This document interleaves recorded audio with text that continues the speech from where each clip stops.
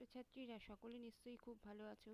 আজকে আমি বিভূতিভূষণ বন্দ্যোপাধ্যায় রচিত চাঁদের পাহাড় উপন্যাসের ষষ্ঠ অধ্যায়ের রচনাধর্মী প্রশ্ন এবং উত্তর নিয়ে আলোচনা করব।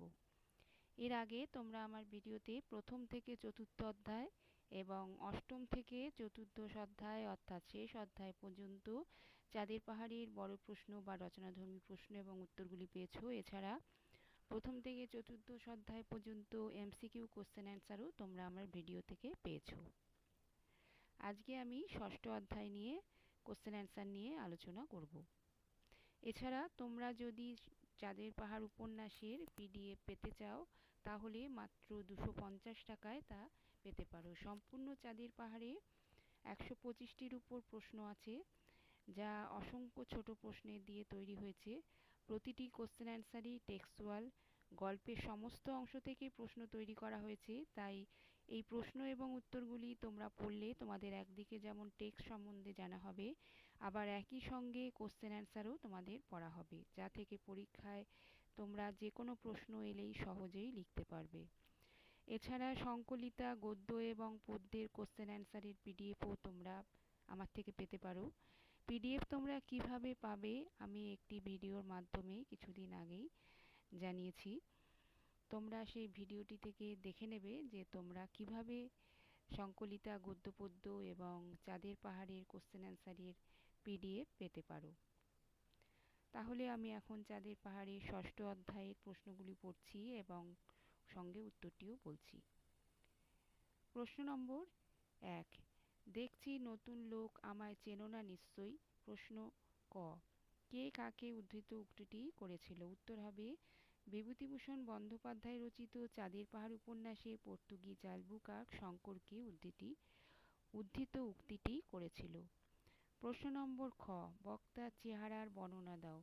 উত্তর হবে আলবুকার্ক যাতে পর্তুগিজ, তার চেহারা যেমন কর্কশ তেমনি কদাকার, কিন্তু সে ভীষণ জোয়ান, প্রায় 7 ফুটের কাছাকাছি লম্বা, শরীরের প্রত্যেকটি মাংসপেশি গুনে নেওয়া যায় এমন সুদৃঢ় ও সুগঠিত। প্রশ্ন নম্বর গ, উদ্দিষ্ট ব্যক্তির সঙ্গে বক্তার কী কথোপকথন হয়েছিল? উত্তর হবে উদ্দিষ্ট ব্যক্তি অর্থাৎ শঙ্করকে আলবুকার্ক পোকার খেলার আমন্ত্রণ জানায়। শঙ্কর তাকে বলে তার সাথে পরিচিত হয়ে সে সুখী হয়েছে, কিন্তু পোকার খেলার আগ্রহ তার নেই। শঙ্করের কথা শুনে পর্তুগিজ বদমাইশটা রেগে লাল হয়ে উঠেছিল এবং চোখ দিয়ে যেন আগুন ঠিকরে বেরোতে লাগলো। আলবুকার্ক প্রত্যুত্তরে জানায়, শঙ্করের মতো কালা আদমিকে আলবুকার্ক রিভলভারের গুলিতে কাদাখোঁচা পাখির মতো ডজনে ডজনে মেরেছে।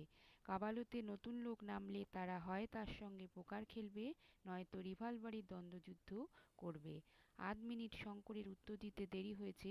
লোকটা কোমরের চামড়ার হোলস্টার থেকে নিমেষের মধ্যে রিভলভার বের করে শঙ্করের পেটের কাছে উঁচিয়ে বলল, সে যুদ্ধ করবে না পোকার খেলবে। প্রশ্ন নম্বর 2, বালককে একা পেয়ে খুব বীরত্ব জাহির করছিলি না? প্রশ্ন নম্বর ক, বক্তাকে। উত্তর হবে বিভূতিভূষণ বন্দ্যোপাধ্যায় রচিত চাঁদের পাহাড় উপন্যাসে উদ্ধৃত লাইনটির বক্তা হলেন আলভারেজ। প্রশ্ন নম্বর খ, বালকটি কে? উত্তর হবে বালকটি হল শঙ্কর। প্রশ্ন নম্বর গ, কোন প্রসঙ্গে বক্তা এই কথা বলেছে? উত্তর হবে পর্তুগিজ আলবুকার্ক যখন শঙ্করকে একা পেয়ে তাকে পোকার খেলার আমন্ত্রণ জানিয়ে সর্বস্ব লুট করতে চায় এবং তাকে পোকার না দ্বন্দ্বযুদ্ধ যে কোনো একটি বেছে নিতে বলে, তখন আলভারেজ তার উইনচেস্টার রিপিটারটা বাগিয়ে উঁচিয়ে পর্তুগিজ বদমাইশটার মাথা লক্ষ্য করে দৃঢ়ভাবে দাঁড়িয়ে বলে, গুলিতে তার মাথা চাঁদি উড়ে যাবে। তখন আলভারেজ বলে, বালকের সঙ্গে রিভলভার ডুয়েল, 3 বলতে পিস্তল ফেলে দিতে বলে।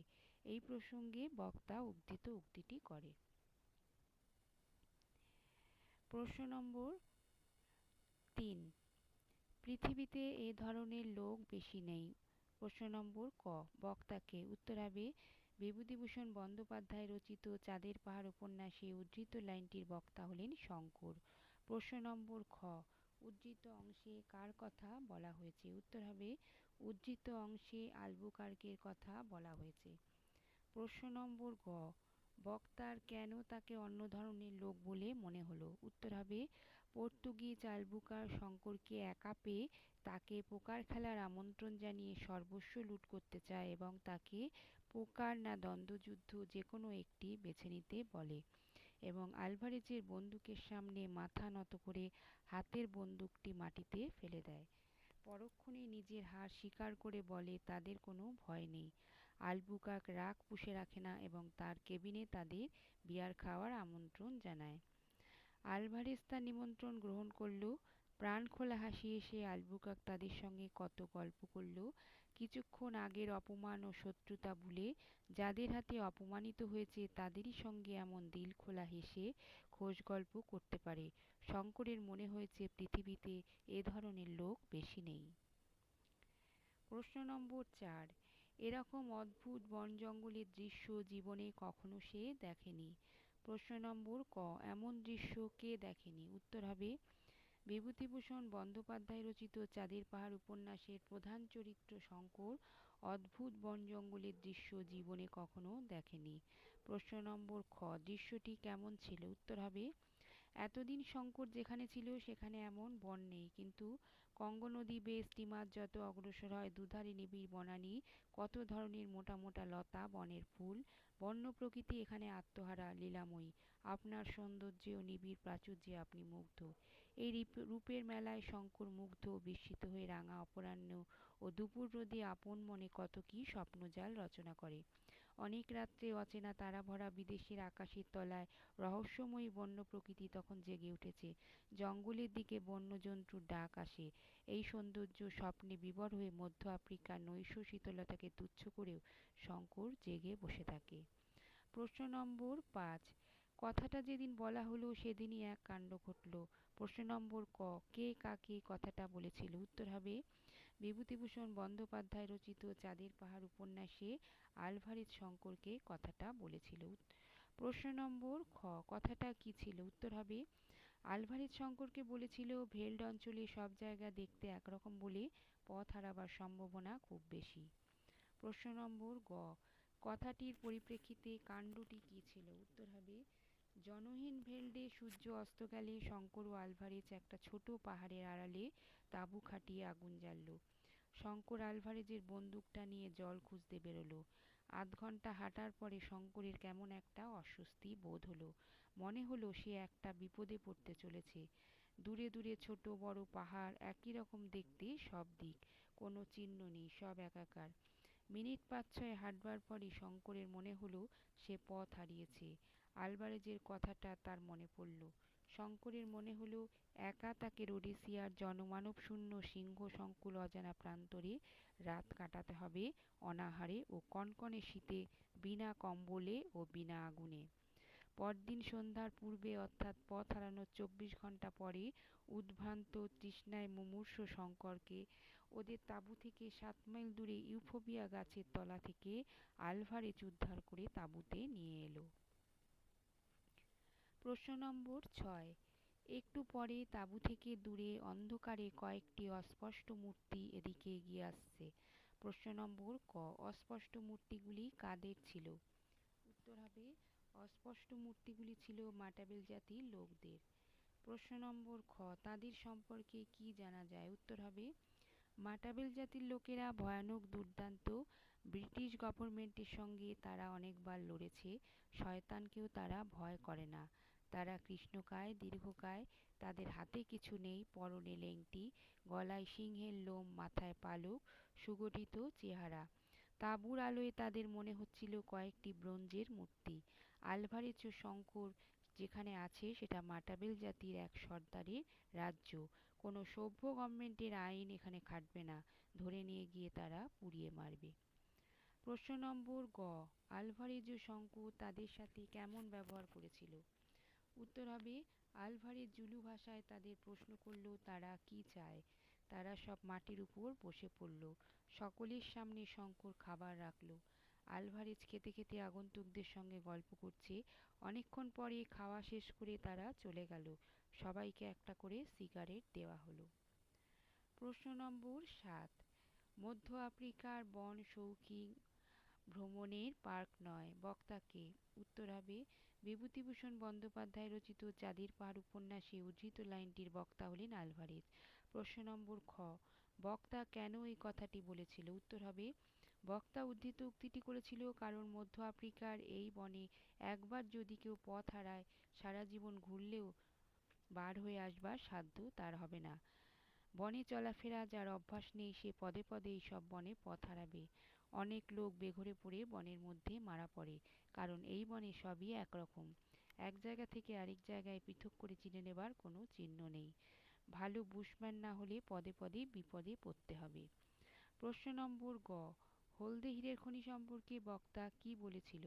উত্তর হবে, হলদে হীরের খনি ৫৮,০০০ বর্গ মাইল লিট্রাস ভ্যালির সমস্ত পার্বত্য অঞ্চল, পূর্বে ৭০ মাইল ও পশ্চিম দিকে ১০০ থেকে ১৫০ মাইল পর্যন্ত বিস্তৃত।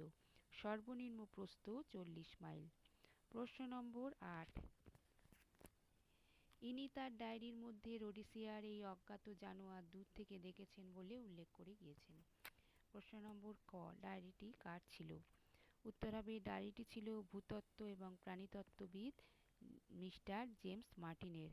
প্রশ্ন নম্বর খ, অজ্ঞাত জানোয়ারটি কি ছিল? উত্তর হবে, অজ্ঞাত জানোয়ারটি ছিল রোডেশিয়ান মনস্টার। রোডেশিয়ার উত্তর সীমায় যে প্রকাণ্ড জলাভূমি আছে সেখানে এই অদ্ভুত জানোয়ারকে মাঝে মাঝে দেখা যায়। যারা তাকে দেখেছে তারা বলে তার মাথা কুমিরের মতো, গন্ডারের মতো তার শিং, গলাটা অজগর সাপের মতো লম্বা ও আরশোলা দেহটা জলহস্তির মতো, লেজটা কুমিরের মতো। বিরাট দেহ এই জানোয়ারের প্রকৃতি খুব হিংস্র। জল ছাড়া ডাঙায় এই জানোয়ারকে কখনো দেখা যায়নি।